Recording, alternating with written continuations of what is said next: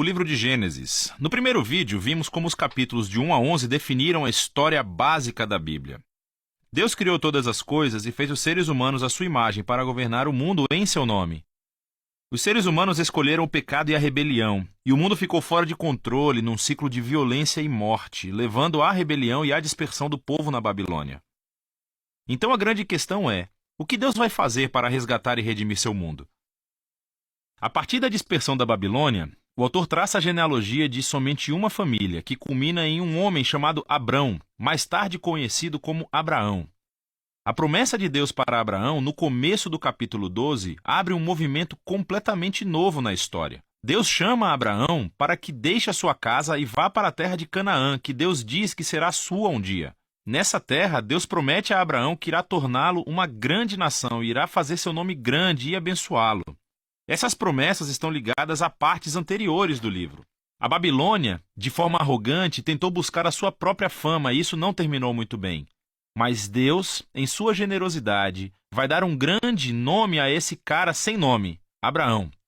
A bênção de Deus para Abraão ecoa a bênção original que Deus deu ao mundo no início de tudo. Então a pergunta é: por que Deus abençoou Abraão e sua família?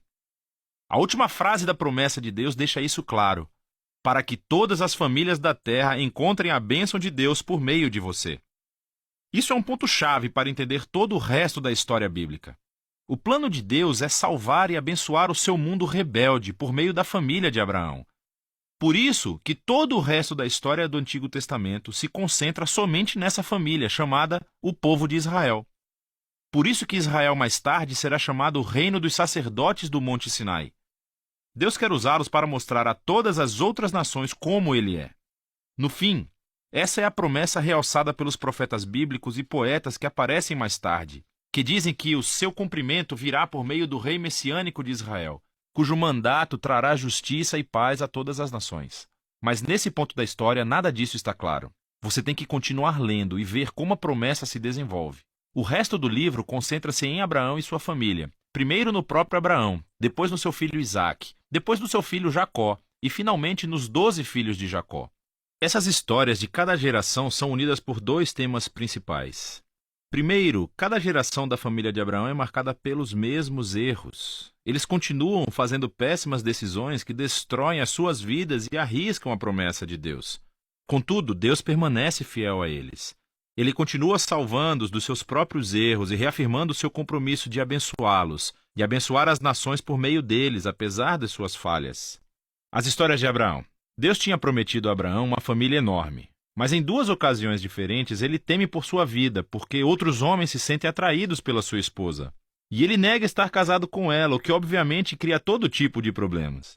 Não só isso, mas Abraão e sua esposa Sara não podem ter filhos. Então Sara planeja para que Abraão tome uma das suas servas, o que também cria todo tipo de problemas. Mas toda vez Deus livra Abraão. Nos capítulos 15 e 17, Deus chega a formalizar sua promessa para Abraão com um compromisso oficial, chamado de aliança. Essa é uma cena clássica. Deus convida Abraão para olhar o céu estrelado de noite e contar as estrelas. Ele diz que a sua família será numerosa do mesmo jeito. Apesar das probabilidades, sem filhos e sem maneira de ter nenhum filho no momento, Abraão olha para o céu e simplesmente confia na promessa de Deus. Deus responde por meio de uma aliança com Abraão, prometendo que ele se tornará pai de várias nações, que a bênção de Deus virá para o mundo inteiro. Deus pede que Abraão marque a sua família com o sinal da aliança, a circuncisão de todos os meninos da família. Esse símbolo serve para que eles lembrem que a prosperidade da sua família é uma dádiva de Deus. Abraão termina por ter muitos filhos e morre em idade bem avançada. As histórias de Jacó abordam esses temas de forma ainda mais dramática. A partir do seu nascimento, Jacó faz jus ao seu nome, que significa enganador. Ele engana seu irmão Esaú, tomando a sua herança e a sua bênção. E ele faz isso enganando seu velho pai, que estava cego e simplesmente vai embora. Ele tem 4 esposas, mas ama somente uma, Raquel. E isso cria muitas rivalidades na família. A única coisa que o humilha é ser enganado por seu tio Labão, que toma anos de sua vida. O jogo finalmente virou. Um Jacó humilhado regressa à sua terra natal. Em uma história muito estranha, Jacó acaba lutando com Deus e exige que Deus o abençoe. Algumas coisas nunca mudam, não é? Contudo, Deus honra a sua determinação e passa a bênção de Abraão para Jacó. Deus muda o nome de Jacó para Israel, que significa aquele que luta com Deus. É nessa última parte do livro, da história dos filhos de Jacó, que todos os temas convergem num ponto comum. Jacó ama o seu penúltimo filho, José, mais do que qualquer outro, e lhe dá um casaco especial. Os 10 filhos mais velhos passam a odiar José. Eles sequestram-no e planejam matá-lo. Mas em vez disso, eles decidem simplesmente vendê-lo como escravo para o Egito, onde ele termina na prisão. Isso é que é um fracasso de família. Mas Deus está com José. Ele planeja a liberdade de José da prisão e o faraó termina por colocar José na posição de vice-comandante de todo o Egito.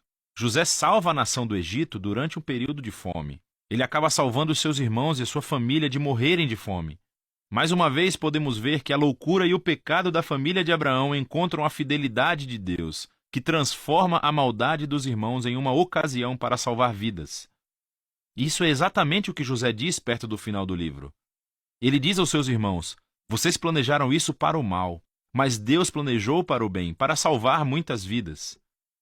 Essas palavras são estrategicamente posicionadas no final do livro, porque resumem não apenas a história de José e dos seus irmãos, mas também o livro como um todo. De Gênesis 3 em diante, os humanos continuam agindo de maneira egoísta e fazendo o mal, mas esse Deus não vai abandonar o seu mundo e deixá-lo ser gerido por conta própria. Ele permanece fiel e determinado a abençoar as pessoas, apesar das suas falhas. Você pode ver isso especialmente na forma como aquela promessa misteriosa sobre o descendente da mulher se desenvolve durante o livro. Lembre-se de Gênesis 3. Deus prometeu que esse guerreiro ferido viria e destruiria a serpente e derrotaria o mal na sua fonte. O autor então conecta essa promessa diretamente à linhagem de Abraão. Essa é a parte sobre como Deus trará a sua bênção para as nações. De Abraão, a promessa é ligada a Judá, o quarto filho de Jacó, da seguinte maneira. Em um poema extremamente importante no capítulo 49, Jacó, já envelhecido e no seu leito de morte, quer abençoar os seus 12 filhos. Quando chega a vez de Judá, Jacó prevê que Judá se tornará a tribo dos líderes reais de Israel. Um dia, um rei virá para comandar a obediência de todas as nações e cumprir a promessa de Deus de restaurar a bênção do jardim para todo o mundo. Depois disso, Jacó morre e depois José morre também. A família ainda em expansão permanece no Egito. O livro de Gênesis termina com todas essas esperanças e promessas futuras no ar, sem desenvolvê-las. Isso obriga você a virar a página para ver como tudo vai acabar. Por agora, esse foi o livro de Gênesis.